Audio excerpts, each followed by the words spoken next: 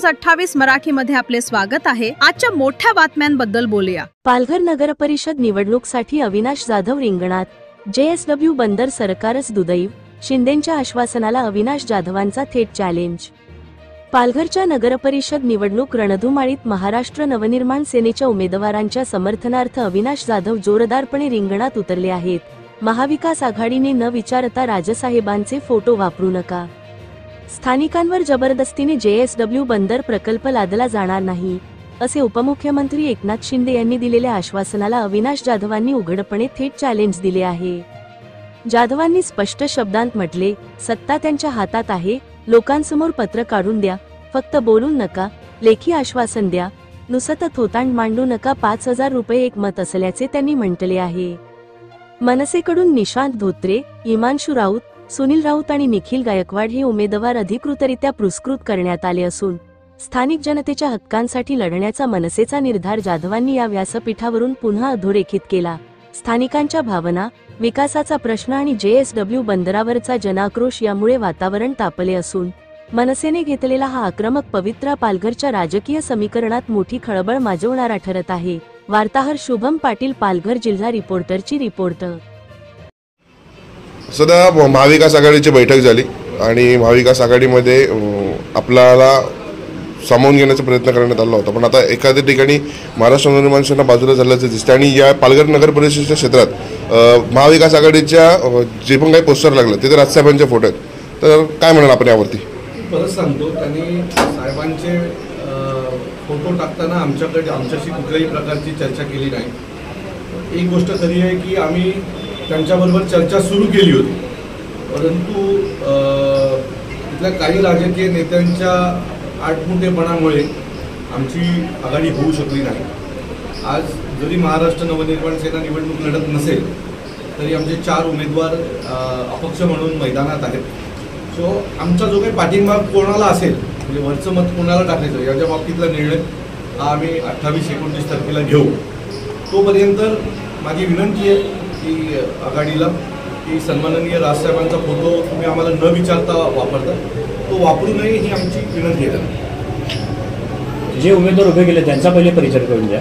मला असं वाटतं की आमचा प्रत्येक उमेदवार तुम्हाला ओळख करून देईल, शहराध्यक्ष सगळ्यांची ओळख। माझं नाव निशांत शरद धोत्रे, मी प्रभाग क्रमांक 10 मधून उमेदवार आहे आणि आमचा हिमांशू आहे, हिमांशू राऊत 13 मधून त्याने वर्ष उमेदवारी घेतली।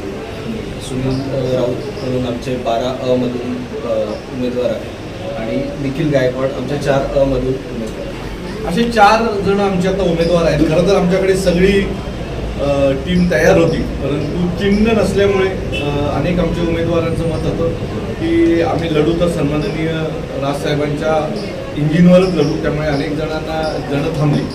परंतु शहराला एक नेतृत्व असावं म्हणून आमचे शहराध्यक्ष असतील, सुनील असतील, आमचे बाकीची सगळी टीम ही निवडणूक लढते आणि मला खात्री आहे की मागील अनेक वर्षांपासून ही सगळी तरुण मंडळी पालघरमध्ये उत्तम काम करत आहे। महाराष्ट्र नवनिर्माण सेनेने देखील पालघरमध्ये उत्तम काम केले, तर या दरम्यान या चौघांच्या पाठीही पालघरकर उभे राहतील अशी आम्हाला अपेक्षा आहे। आपल्या वॉर्डमधील 3 प्रमुख समस्या कोणत्या? पहिल्या तर मी सांगेल रस्त्यांची समस्या खूप आहे। आज तुम्ही बघत असतील रस्ते त्याच ठिकाणी खराब होतात। मला लक्षात येतं वर्षानुवर्ष त्याच ठिकाणी का खराब होतात आहे, कारण ते फक्त तुटपट्टी काम चालू आहे। पैसे काढायला सगळ्यात सोपा भ्रष्टाचार म्हणजे हे डागडुजी आपण समजूया। समजा रस्ता तुमचा खराब होतो एका ठिकाणी तर त्याला प्रॉपर ट्रीटमेंट दिली बेसपासून तर नक्कीच। आज मी एक सिव्हिल इंजिनियर आहे, मला या गोष्टी बऱ्यापैकी कळतात।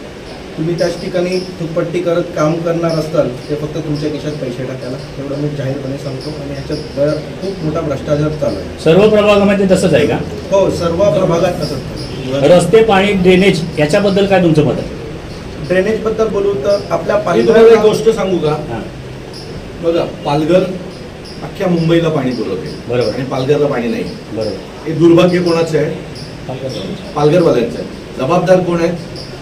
सर्व नागरिक, राजकीय नेते जे भ्रष्टाचार करून, एजंट दलालीगिरी करून पालघर, मुंबई असेल, ठाणा असेल, इथल्या शेतजमिनी मिळवून देतात। त्यावेळेला का नाही क्लॉज टाकत की जर आमच्या इथे तुमची धरणं होणार असतील तर त्यातलं 20% पाणी आमच्या पालघरकरांना मिळालं पाहिजे? त्याला जबाबदार आहेत वर्षोनवर्ष इथे असलेले राजकीय दलाल नेते आणि त्यांच्यामुळे इथे पाण्याचा प्रश्न. समुद्राच्या किनारी राहतो, अख्ख्या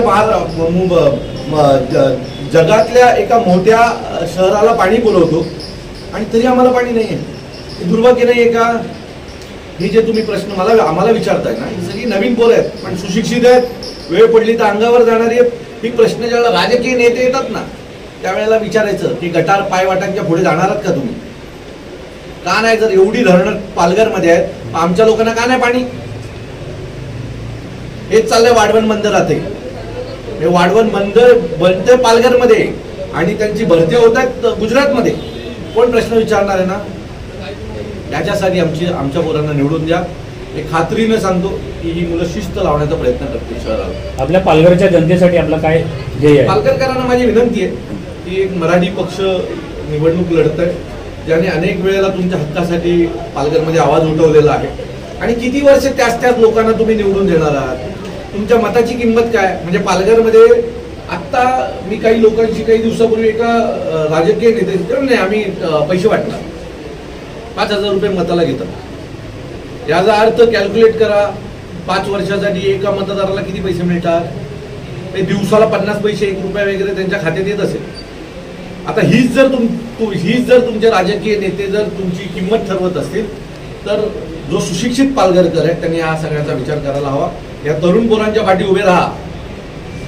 तेच तेच तेच तेच तेच तेच किती दिवस तुम्ही घासणार आहात? काहीतरी नवीन प्रयोग करणार आहे की नाही पालघर? तर या वेळेला पालघरने नवीन प्रयोग करावा ही माझी त्यांना विनंती. जाधव साहेब, एका बाजूला उपमुख्यमंत्री एकनाथ शिंदे यांनी आपल्या उमेदवारांसाठी जाहीर सभा घेतली. उद्या मुख्यमंत्री देवेंद्र फडणवीस आपल्या इथे जाहीर सभा घेणार आहेत. तर आपले जे उमेदवार आहेत त्यांच्यासाठी रॅलीचं आयोजन आपण केलं आहे का? दुसरा प्रश्न की या ठिकाणी JSWचे बंदर येते त्या बंदराला विरोध हा मुख्यमंत्र्यांनी त्यांच्या जाहीर सभेत दर्शवलेला आहे की इथे होणाऱ्या JSWच्या बंदराला की स्थानिक लोकांवरती कुठल्याही प्रकारचा अन्याय होऊ देणार नाही असे. महाराष्ट्राचे मुख्यमंत्री कोण आहेत? देवेंद्र फडणवीस. निर्णय घेणार कोण? देवेंद्र फडणवीस. आणणार कोण पेटी इथे? देवेंद्र फडणवीस. आणि तेच विरोध करतात. म्हणजे ते पालघरकरांना किती वेड समजतात याचा अंदाज तुम्हाला आला का? म्हणजे निवडणुका आहेत म्हणून नाही म्हणायचं आणि स्वतः लादली कोणी पालघरकरांवर? त्यांनीच लादली ना, ज्यांचं सरकार आहे ते प्रोजेक्ट आणतं ना. सो हे मी पुन्हा सांगतो, हे पालघरकरांना फसवण्याचं काम हे देवेंद्रजी करतायत असं आम्हाला वाटतंय. जर आहे तर मग पत्र काढा, एक जाहीर पत्रच काढून टाका ना की इथे जी काही JSWची पेटी येणार ती येणार नाही असं मुख्यमंत्र्यांच्या सहीचं एक पत्र जाहीर करून टाका, म्हणजे विषय संपून जाईल. हे कशाला धोटाण बांधताय की आमचा विरोध आहे? विरोध आहे तर पत्र काढा. आमचं चॅलेंज आहे, 30 तारखेच्या आधी पत्र काढा, आमचे 4 उमेदवारी पाठी घेतील.